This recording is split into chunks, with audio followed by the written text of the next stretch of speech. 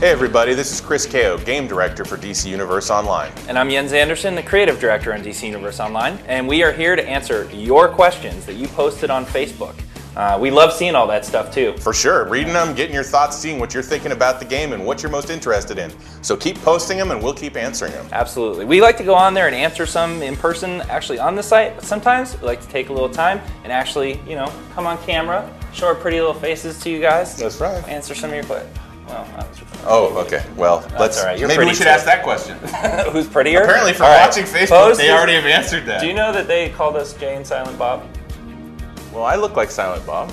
Look like Silent Bob. Looks like Silent Bob. The key word there. All right. Well, since you're not silent, I'm going to ask you a question here. Cameron C asks, I was wondering if there will be special support / tools or options for player guilds. Oh, for sure, for sure. Guilds are a very important part of a massively multiplayer game. If you're not familiar with this type of game, what they are organizations that players can form themselves, sort of like clubs or teams, and you get to play with other players in your given guild. The name comes above your head for the name of the organization you're in. You get a special chat channel. You're able to set officers. You're able to set different types of permissions. All sorts of very cool tools for that, and which we'll be exposing more as the information comes out. But we're going to be calling them in DC Universe Online something much more sort of superhero-y, more DC. They're called leagues and legions. So just like you've had from the comics, you're going to be able to form your very own league or legion made up of your friends and allies, and of course go and do battle with the opposite number. So it should be pretty cool. And as developers here, we have a lot of experience with guilds and guild systems, so expect to just have the full set of features. So you get to set up your own basic velvet rope and be like, you are not good enough for our group, go away. So don't join Jens's guild, join mine. I will form a guild of one. It will be me. Hartvig! Yes. Come join Hartvig. No, you can't, it's just me. Is that what you're going to do? Maybe. All right, well, let me ask you a question they actually asked us. Okay. Is that good? All right. Eric Yu asks, can you make kid heroes like Teen Titans, or are there different body styles that could be used for that? Absolutely. We have tons of different body styles, and one of those is a kid. We have, male and female versions of each of the different kinds of things you would want. And we really looked at all the characters that are in DC Universe, right. From Superman to Wonder Woman, all the way down to, Robin, so Teen Titans all the way to Justice League. And we were like, we have to represent all these body types. And we let you mix and match those body types with various powers, because there's a lot of examples of, pint-sized, people who are super strong, super, tough, and they can do all sorts of stuff that the grown-ups can do. So, yeah, you can totally be a teen if you want to. And we, especially with your questions, I'm sure the next question is going to be, well, does that make a difference? Can I be super strong if I'm still small or not? In this game, it's really about the superhero, the supervillain you want to make out of your own imagination. So if you want to be a little guy who can still pick up buses, you can do that. Totally do it. Right? Remember, it's about what legend you want to make for yourself in the game. Exactly. Well put. All right, so Shep M asks, Shep M?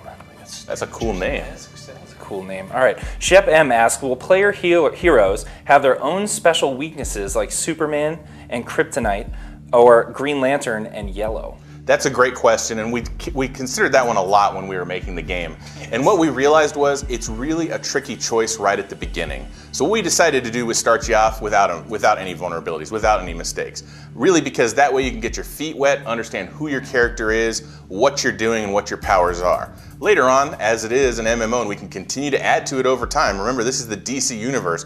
Online, who knows what's going to happen to you and what later stuff we'll add. But at the beginning, we thought we would keep it, straight, easy for you to use, and not try to complicate it too much. Plus, thankfully for someone like Superman, the Kryptonite is a fairly rare substance, whereas poor Martian Manhunter is fire. Right, like you choose cheese and you're going to be in trouble. Exactly. Right? Once on a PvP server, if somebody finds out your weakness, you're hosed. That's right.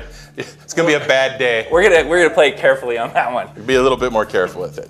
All right, good question though. Really good question.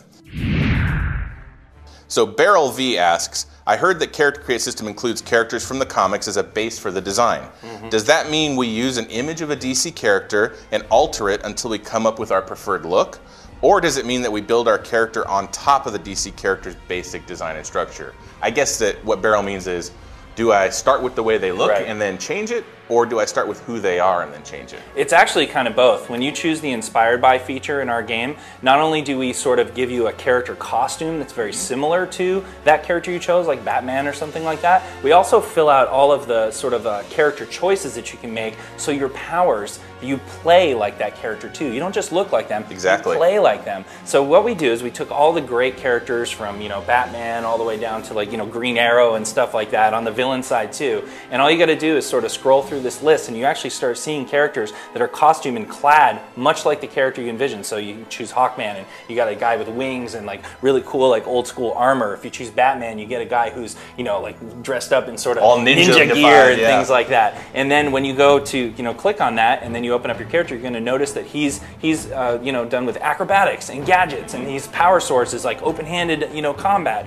So there's a lot of really cool things we do to let you start out with that Inspired By. Once you're done, you can change anything you want. You can change the color tones, you can change certain bits of the costume, you can keep all of the powers but change the costume entirely. Totally up to you. But we wanted to make it really accessible for people who are fans of the license to be able and say, this is the guy I've always dreamed of being because I've read that comic or I've watched that animated series or those movies for all my life, and I want to be like this guy. You know what? You can do it with a click of a button.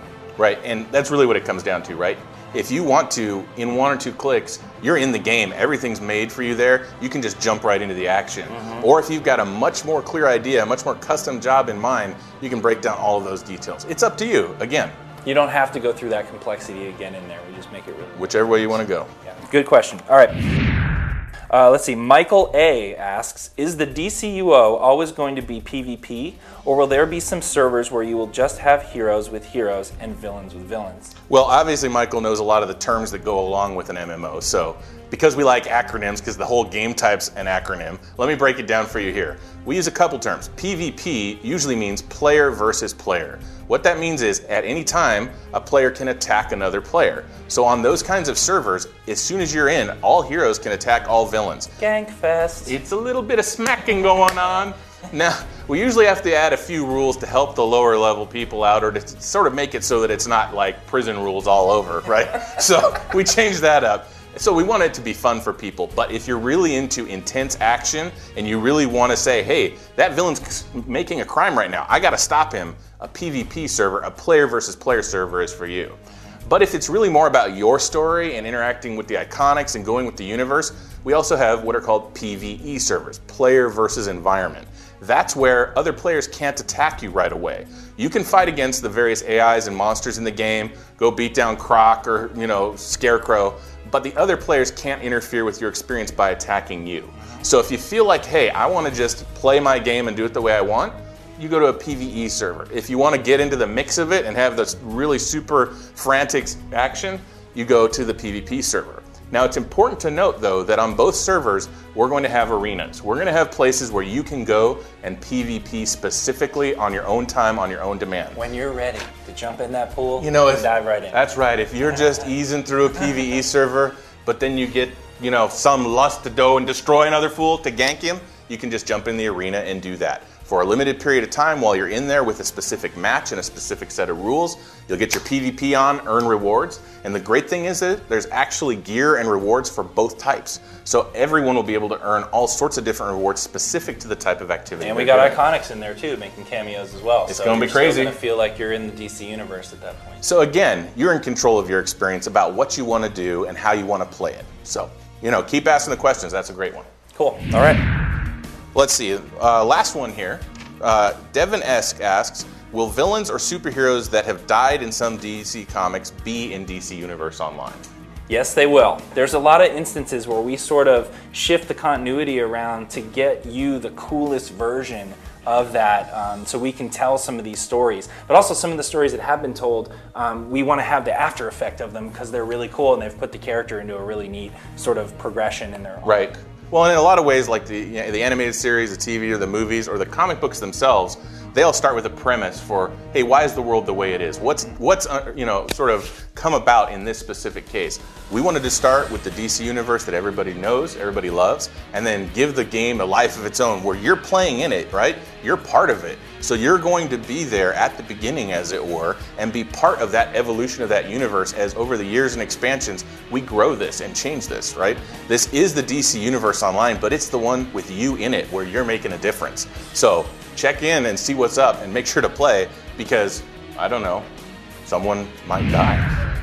All right, well, that's all the questions we had from you guys. Keep posting them. They're really great. We'll try and touch base with you on the site, but if we miss you on there, we'll grab the questions and do it here. So yeah. Hey, we'll see you in DC Universe Online.